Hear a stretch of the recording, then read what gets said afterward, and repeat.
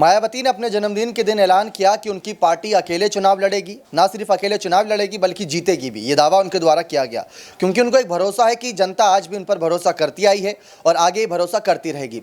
इसके पीछे के तर्क उन्होंने दिए ईवीएम की मशीन को लेकर। उन्होंने कहा कि अगर ईवीएम मशीन से जब से वोटिंग हो रही है तब से हमारा ग्राफ नीचे जाता जा रहा है। जब बैलेट बॉक्स से वोटिंग होती थी तो हमारा ग्राफ ऊंचा जा रहा था, हम चुनाव जीत रहे थे, हम सरकार बना रहे थे, सरकार नहीं हमारे लोकसभा सीटों पर भी जीत हो रही थी। लेकिन जब से ईवीएम आई है तब से हमारे वोट परसेंटेज घटे हैं, तो जरूर इसमें कोई धांधली भी। ये तो पहला एक मुद्दा उठा दिया था मायावती ने।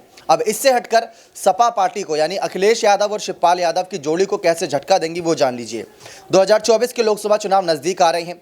आप भी जानते हैं शिवपाल सिंह यादव ने एक पार्टी बनाई थी, उसका नाम था प्रसपा, प्रगतिशील समाजवादी पार्टी। लेकिन समाजवादी पार्टी के साथ उन्होंने प्रगतिशील समाजवादी पार्टी का विलय करा दिया। अब गौर करने वाली बात है, प्रगतिशील समाजवादी पार्टी का गठन तब हुआ था जो नेता अखिलेश यादव के नेतृत्व से परेशान थे, क्योंकि जब मुलायम सिंह यादव अध्यक्ष थे तो वो हमेशा जनता के लिए और नेताओं के लिए फैसला लेते थे, परिवारवाद में ज़्यादा बिलीव नहीं करते थे। लेकिन जब से अखिलेश आए तब से वो अपने हित में फैसले ले रहे हैं, अपने फायदे के लिए फैसले ले रहे हैं। यकीन नहीं आता तो मैनपुरी उपचुनाव देख लीजिए, डिम्पल यादव को चुनाव लड़ाया, बल्कि शिवपाल उनके पास ऑप्शन थे।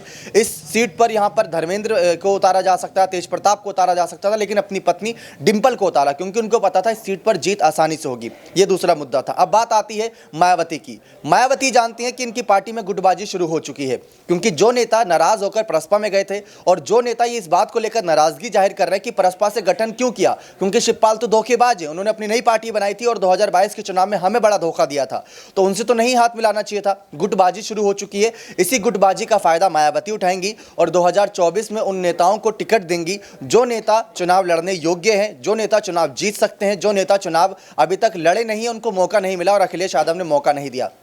तो कहा जा सकता है कि मायावती भी अब डिवाइड एंड रूल की रणनीति पर उतर चुकी है, यानी पार्टी तोड़ेंगी और अपनी सरकार को आगे बनाती जाएंगी। भले ही कम सीटें जीतें, लेकिन सपा पार्टी से ज़्यादा सीट जीतकर अपने हाथ में गठबंधन को लेकर एक मजबूती दिखाती नजर आएंगी, चाहे कांग्रेस के सामने, चाहे भारतीय जनता पार्टी के सामने। तो मायावती का ये नया एजेंडा है लोकसभा चुनाव 2024 को लेकर कि सपा पार्टी में अब सेंधमारी करनी है। जैसे सपा ने बसपा के कई सारे वोटर्स तोड़े, अब यहाँ पर सीधा उनके नेता ही तोड़ने की फिराक में बैठी है मायावती। और उसमें कुछ मुस्लिम समाज के नेता भी आते हैं, बाहुल्य समाज के नेता भी आते हैं, दलित तो उनके साथ पहले से चला आया था। लेकिन अगर मायावती का यही कहना है कि ईवीएम की मुद्दे की वजह से हम हार रहे हैं, तो शायद कभी भी उनकी अब जीत ना हो पाए, क्योंकि ईवीएम को लेकर अभी एक बड़ा बजट पास हुआ है। 1000 करोड़ से ज़्यादा तक की यहाँ पर बजट पेश किया गया था, उसको शायद मंजूरी मिल चुकी है और नए ईवीएम मशीनों को अब तैयार किया जाएगा लोकसभा चुनाव, विधानसभा चुनाव को ध्यान में रखते हुए, क्योंकि इस साल 9 राज्य में चुनाव है, अगली साल करीब 10 राज्यों में चुनाव है। तो चुनावी माहौल बन चुका है और इसी चुनावी माहौल में मायावती का अगर यही मुद्दा रहा कि हम बैलेट बॉक्स से जीत रहे थे, ईवीएम से नहीं, तो शायद वो कभी भी वापसी नहीं कर पाएंगे, चाहे कितने भी नेता अपने साथ जोड़ लें। देखना दिलचस्प रहेगा कि मायावती का अगला कदम अखिलेश शिवपाल के खिलाफ क्या रहता है। बने रहे चैनल के साथ, ऐसी और तमाम जानकारियों के लिए बहुत बहुत धन्यवाद।